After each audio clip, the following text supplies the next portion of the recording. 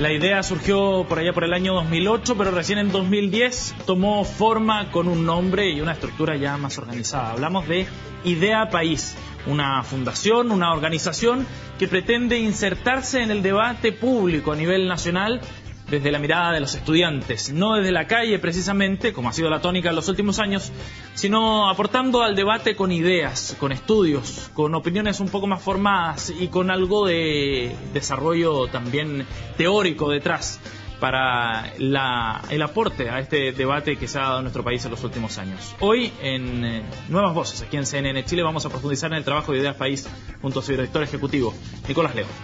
Más del 64% de los embarazos de las personas que se practican un aborto son por presión o de los padres o de la pareja. Entonces, bueno, como sociedad estamos llegando tarde.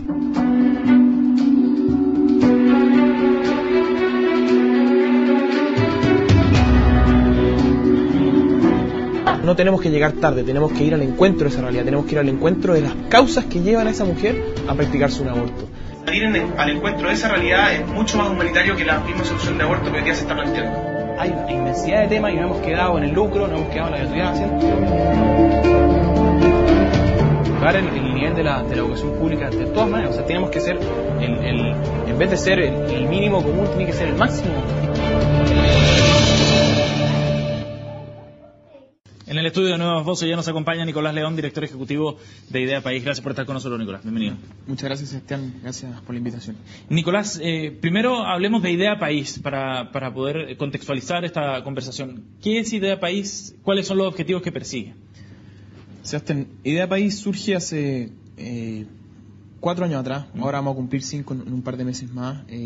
Porque como joven había un grupo de dirigentes estudiantiles, la mayoría eran de la Universidad Católica, también jefes de trabajo voluntarios, que veían que no había un espacio que defendiera un núcleo de ideas que creíamos que hacían falta para que Chile pudiera vivir mejor. O sea, así de simple. ¿Ideas de derecha?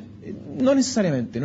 Acá hay ideas que son bastante más transversales. Aquí hay gente que se ha convocado, que podríamos decir que es de centro, incluso centro-izquierda, hasta personas de la UDI, digamos, o que han militado, algunos que son independientes. O sea, había un grupo de personas que sentía que habían ideas que no se estaban representando de una manera independiente, joven, atractiva. Y bueno, y se convocaron en el 2008 con una idea y después en el 2010 saltaron hacia una fundación que hoy día se dedica prácticamente a 2 cosas. Uno es la formación de gente joven, entonces trabajamos tanto con secundarios como con universitarios, y por otro lado el desarrollo de estudios que buscan impactar tanto en la política como en la opinión pública. O sea, genera insumos para la discusión pública. Sí, efectivamente. Tanto para el debate político como también para la opinión pública. Por eso también es mucho el trabajo que se hace con redes sociales, con infografías, con videos, porque no es solamente el trabajo que se hace para parlamentarios o minutas, sino que también tiene que ver con impactar la opinión pública. Hablabas de ideas transversales, pero ¿cuáles son esas ideas que mueven a Idea País? Mira, nosotros buscamos defender bienes que creemos que le hacen bien al país, digamos, y esos serían la vida, la familia, la libertad educacional, la libre iniciativa económica, la justicia social. O sea, son un núcleo de ideas que creemos que son muy importantes para que Chile se pueda desarrollar de una mejor manera en el largo plazo. Ok, son ideas rectoras que de alguna manera los vinculan inmediatamente con la centroderecha. No quiero encasillarlos, pero sí quiero que podamos establecer efectivamente cuál es el punto de partida o de alguna manera el domicilio ideológico de Idea País para poder... No, por supuesto. Mira, la verdad es que esto es una pregunta que es constante en el devenir de Idea País, por lo tanto no me parece en ningún caso extraña. Todo lo contrario, yo creo que efectivamente acá hay ideas que de alguna manera hay círculos o personas de derecha que las han defendido, pero también por otro lado nosotros cuando estamos abogando por cárceles más humanitarias, cuando estamos abogando por combatir la desigualdad, cuando estamos abogando por una reforma educacional, en ciertos términos también se nos tiende a tildar como que somos de izquierda. Entonces, bueno, por un lado a veces dicen que hay cosas que son de derecha, otras cosas que son de izquierda. Yo la verdad es que me siento muy incómodo pensando en esos estancos, porque a veces son mucho más apelativos que efectivamente cosas reales. O sea, ¿qué es lo que significa ser hoy día de derecha? ¿Qué es lo que significa hoy día ser de izquierda? Nosotros defendemos un núcleo de ideas. El que se sienta llamado a defenderlas, que venga y nos ayude y nos acompañe. Bien, Nicolás, ¿qué rol quiere jugar Idea País en este contexto político de hoy, en el escenario que estamos viviendo hoy día, un escenario donde la nueva mayoría está tratando de impulsar ciertos cambios bastante más radicales, donde la nueva mayoría de alguna forma rompe con la tendencia de gobiernos de consenso, de alguna forma, que se habían gestado desde el retorno de la democracia hasta el gobierno de Sebastián Piñera. ¿Cuál es el rol que va a jugar Idea País en ese contexto? Mire, Idea País no es propiamente tal una institución partidista. O sea, nosotros no buscamos tener representaciones electorales, digamos. No es que Idea País vaya a presentar un candidato a alcalde, ni mucho menos. Lo que nosotros buscamos hacer es influir a través de la idea. Entonces, es ojalá llegar a la mayor cantidad de gente joven que está ejerciendo algún liderazgo hoy día en las universidades, para entregarles nuestras ideas, presentárselas, y de esa manera es que ellos puedan influir, bueno, trabajando desde en medios de comunicación, trabajando en la política directamente también, participando de vida partidista, pero la verdad es que nosotros, si esa persona termina militando en un partido como la DC, o en RN, o en la UDI, o en otras organizaciones políticas, nosotros no tenemos mayor problema. Lo que nos interesa es que esté ese núcleo de ideas, ¿te fijas? Ajá. Y en ese sentido, Nicolás, el objetivo finalmente no es llegar entonces a la legislación propiamente tal. Estoy tratando de ver si que ustedes son alguna suerte de think tank de algún de parlamentarios, por ejemplo, de respaldo en ese sentido como backup legislativo. Lo que pasa es que, como te comentaba recién, tenemos dos grandes áreas de trabajo. Por un lado, el área más de corto plazo, que es el trabajo directamente en política pública, pensando en que es muy importante también influir en el devenir del país en el corto plazo. Y por otro lado, el trabajo de largo plazo, que tiene que ver con el área de formación.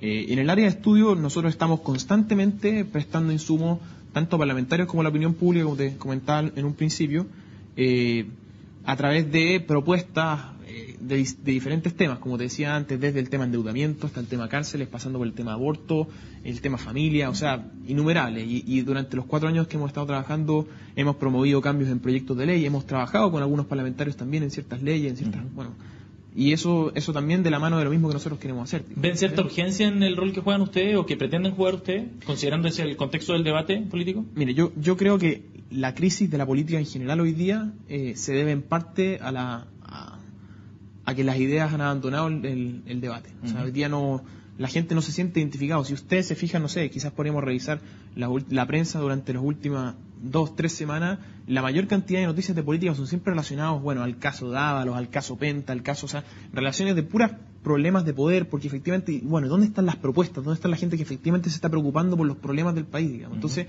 nosotros queremos venir a reivindicar ese rol de la política, queremos venir a decir, bueno, acá hay algo, hay ideas que hay que promover, hay cosas que hay que promover en el debate público y que son problemas reales que van mucho más allá de la pelea chica por un cargo o algo así. ¿Pero tú crees que ese es solamente el problema del descrédito que tiene la política hoy día entre los jóvenes principalmente? Hablamos de la población en general, la evaluación que hay de la clase política es súper mala. Se refleja eso también en los niveles de abstención en las elecciones. Pero ¿tú crees que ese es solamente el único problema, ese tema de la pelea chica como una de las causales de esa desafección hacia la política? No, yo no creo que sea el único problema, pero creo que desde aquí surgen muchos de los otros problemas, digamos, porque la falta de ideas ha llevado a que la gente busque el poder solamente por el mero hecho de tener poder, digamos. En cambio, ¿y en qué se refleja esto? O sea, la mayoría de las veces cuando se están promoviendo algo, si es que la encuesta dice A o la encuesta dice B, el mal político toma la decisión de votar A o B de acuerdo a lo que diga la encuesta, y no está trabajando por promover lo que él cree que es bueno, digamos. O sea, promoverle a la sociedad, entregarle algo distinto a la sociedad, digamos. ¿En qué lugar, por ejemplo, en el debate hoy día? En muchos. Hablemos del debate del aborto, hablemos del debate, bueno, hay montones de cosas donde... Hablemos del debate del aborto, por ejemplo. ¿Cómo evalúas tú la forma en la que se ha desarrollado este debate? Precisamente desde esa perspectiva, ¿no? El tema de la conveniencia, sobre todo, o de cierto posicionamiento en función de la opinión pública que mencionaste. Mira, yo creo que el proyecto de aborto que se presentó hace un mes atrás es un proyecto absolutamente machista, que no va efectivamente a las causas que afectan o que llevan a una mujer a realizarse un aborto. La misma presidenta Bachelet lo dijo el discurso del 21 de mayo, o sea, el aborto es una señal de que como sociedad hemos llegado tarde, digamos. Entonces, si efectivamente queremos ir al encuentro de esa realidad, si efectivamente nos damos cuenta que aquí hay un problema, yo no entregaría una solución parche, digamos, no entregaría algo que no va realmente al fondo del problema, que es que esas mujeres, por ejemplo, el 90%, yo lo decíamos en el corto, pero ampliando eso hacia la mayor cantidad de mujeres que se sienten presionadas por temas socioeconómicos y todo, 90% de las mujeres que toman la decisión de abortar lo hacen porque se sienten presionadas por factores externos que nosotros podemos entrar a solucionar. Entonces, ¿por qué no vamos al encuentro de esa realidad y dar una solución que, de nuevo, porque las encuestas dicen A o B, digamos, bueno, yo entrego lo que es más simple, lo que es más fácil, en vez de ir realmente a la raíz del problema? ¿Tú crees que efectivamente se está buscando el camino más fácil cuando se busca el legislar sobre el aborto en esas 3 causales? Yo creo que sí, yo creo que sí. Aunque bueno, yo estoy en desacuerdo que efectivamente se esté buscando solamente legislar sobre esas 3 causales. O sea, bastaría leer una entrevista que hizo la ministra Pascual en abril del año pasado en La Tercera, donde decía que ella estaba buscando una ley de derechos sexuales y reproductivos, buscando la autonomía de la mujer. O sea, esas 3 causales hoy día es un paso más para algo un poquito más amplio y creo que si no reconocer eso es no entender bien qué es lo que es el debate que está detrás, digamos. Cuando el gobierno aborda este tema, lo aborda desde el punto de vista precisamente de la libertad de elección, finalmente, o de la capacidad de decidir sobre su cuerpo de la mujer, pero también desde el punto de vista de salud pública. ¿No son esas dos perspectivas serias respecto a cómo tratar el tema? Mira, la verdad es que el tema de salud pública, los datos y los médicos y los científicos han dado datos distintos sobre este tema y creo que sería importante ponerlo a la luz pública, aprovechando quizás este espacio para conversar, digamos. Chile, en los últimos años y desde que está la ley de aborto como nosotros hoy día la conocemos, ha disminuido la tasa de mortalidad materna en Chile notablemente y de hecho nosotros somos líderes en Latinoamérica y también líderes a nivel mundial. Somos entre los 5 países con menor mortalidad materna en el mundo, incluso ganándole a muchos países que hoy día tienen legislaciones de aborto. Entonces, creer que el aborto es la solución para un problema de salud pública me parece que es un poco falaz.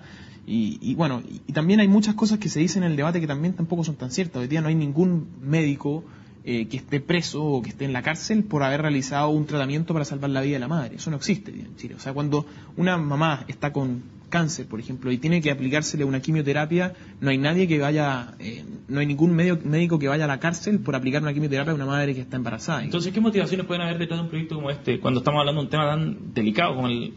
Bueno, efectivamente ideológica. Aquí hay una discusión de fondo que es muy distinta a la que se quiere pintar que está. O sea, como tú bien lo dijiste, que hay una discusión que se está enganchando base a estas 3 causales, pero la verdad es que lo que se quiere legislar es por un aborto puro y simple. Me gustaría ir a ese punto, el de esa carga ideológica.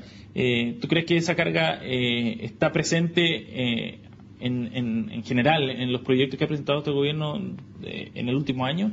Estoy hablando tratando de ampliar un poco la mirada a temas más transversales, por supuesto. Reforma educacional, reforma tributaria. ¿Y en qué consiste esa carga ideológica en particular, según la interpretación de ustedes?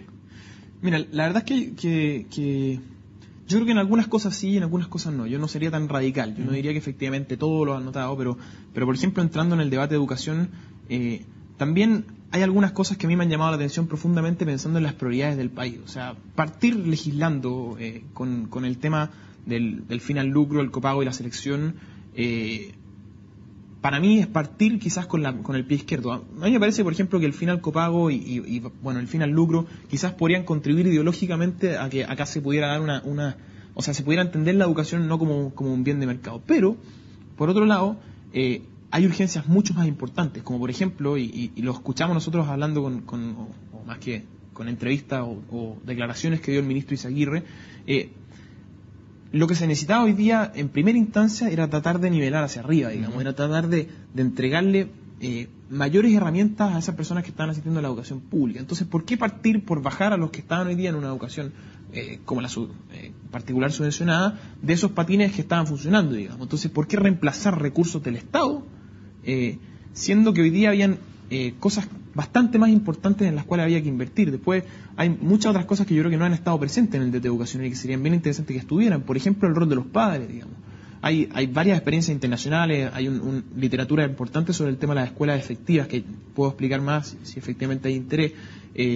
Y un programa, por ejemplo, que se está impulsando hoy día en Chile en más de 60 colegios que lo hace la Fundación CAP, que se llama Aprendiendo en Familia, en colegios vulnerables, la mayoría de colegios municipales, que lo que han hecho ha sido involucrar a los padres en el proceso educativo en base a muchos incentivos con el mismo colegio, y han logrado mayor autoestima, mejor rendimiento de los alumnos, pero innumerables cosas positivas que salen directamente de esto, que hoy día no ha estado en ningún caso presente en la educación. Bueno, si los padres son los primeros educadores, ¿cómo eso se hace presente también en un proyecto de ley que pretende entregarle más facultades también a las personas para que puedan educar a su hijo, digamos?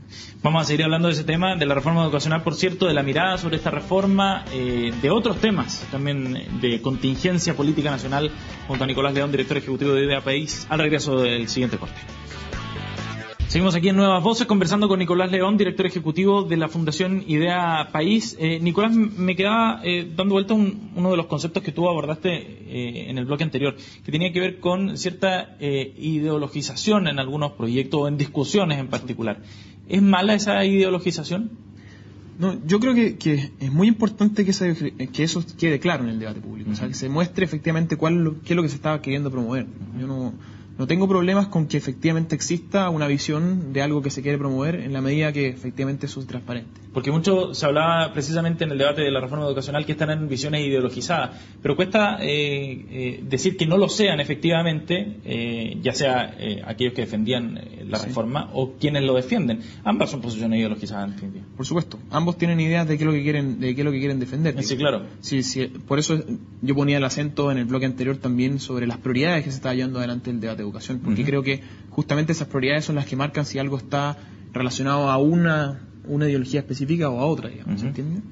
Ahora, cuando hablábamos de ese cambio precisamente y de las prioridades, ¿no fueron estas las prioridades que establecieron los propios jóvenes cuando levantaron las demandas del movimiento estudiantil? No necesariamente, porque yo creo que también bastaría con entender, bueno, no sé, podemos entrar en varios detalles específicos si realmente revisamos el proyecto de selecciones por proyecto educativo o muchos otros temas que se han abordado también desde las demandas estudiantiles, que el gobierno les dio forma, y que les dio forma de cierta, y de hecho son los mismos estudiantes hoy día, la misma presidenta La Fecha o algunos otros que hoy día están representando a ellos, que dicen que no se sienten identificados con eso, entonces... Porque lo querían aún más extremo, digamos, o querían más cambios, más profundos. O aún más extremo, o tenían otros intereses sobre el tema selección, sobre el tema copago, sobre el tema lucro, educación, y normalmente esto se ha desarrollado en el área de secundarios, pero el área universitaria es donde más habían demanda y no se han tocado, digamos. Entonces, por supuesto que hay descontento. Ahora, ¿crees tú que se sobre representó en algún momento o se sobre valoró de alguna forma la representatividad que tenía el movimiento estudiantil?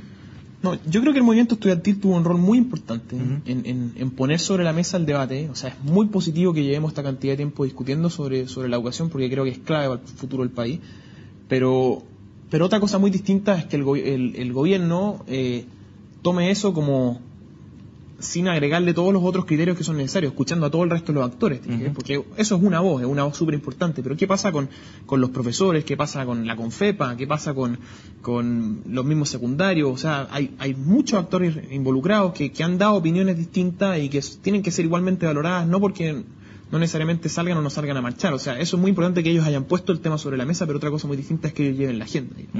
Eso es interesante porque finalmente se tiende a confundir la voz de los jóvenes en términos generales con lo que decía la Confecha en su momento o con el movimiento estudiantil en términos más amplios, digamos, secundarios y universitarios. Sí, nosotros hemos marcado varios disensos de ello. De hecho, llevamos trabajando también más de 4 años en el tema de educación, presentando propuestas.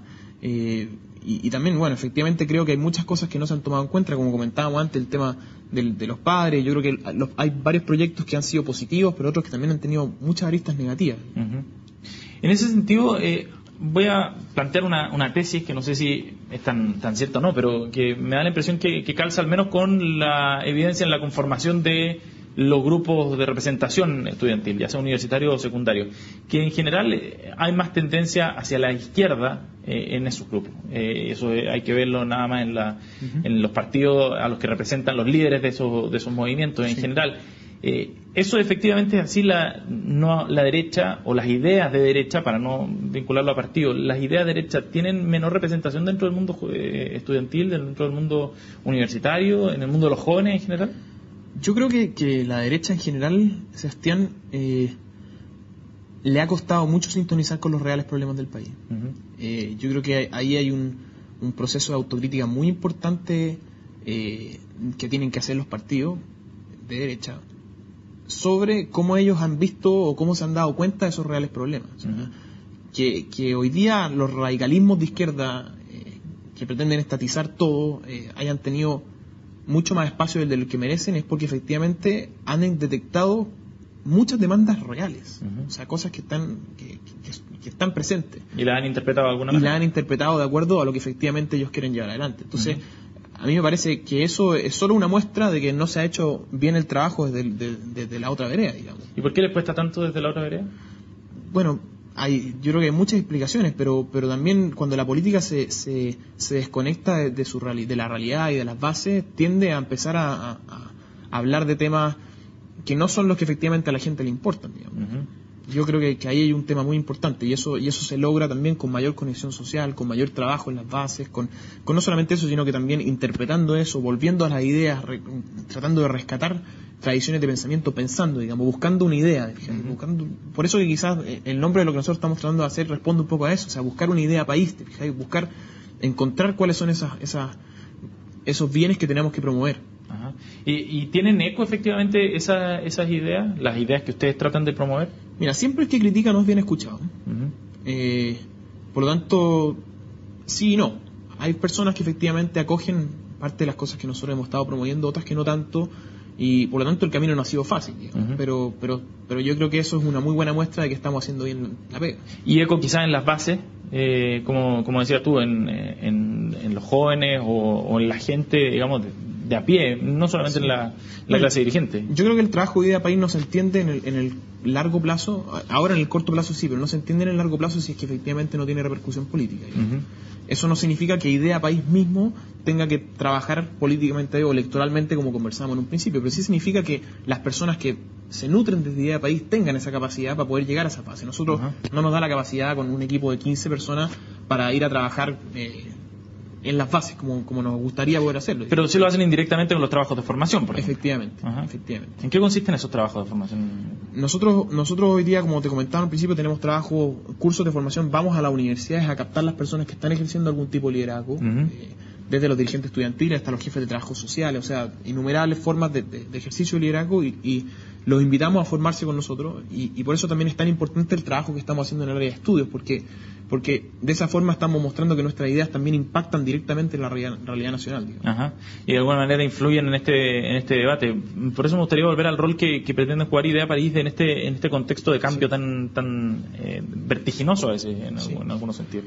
Sí, nosotros pretendemos remover el debate a través de la idea, pretendemos volver a buscar esas ideas, pretendemos entregar puntos de vista frescos, entregar puntos de vista independientes, entregar puntos de vista jóvenes, atractivos, que de esa manera logren quizás romper el status quo y promover estos bienes que te hablaba en un principio.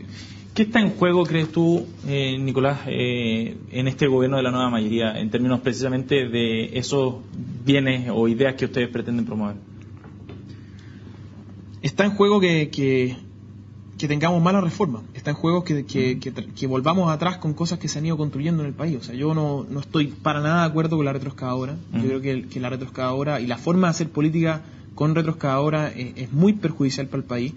Y creo que si no somos capaces de llegar a consensos, de pensar efectivamente cuáles son esas ideas que le hacen bien a Chile y de traducirlas en políticas públicas, va a sufrir el país. O sea, vamos a tener que volver en 5 o 6 años más a darnos cuenta que muchas de estas políticas que se estuvieron impulsando fueron las incorrectas y que hicieron sufrir normalmente a los más vulnerables.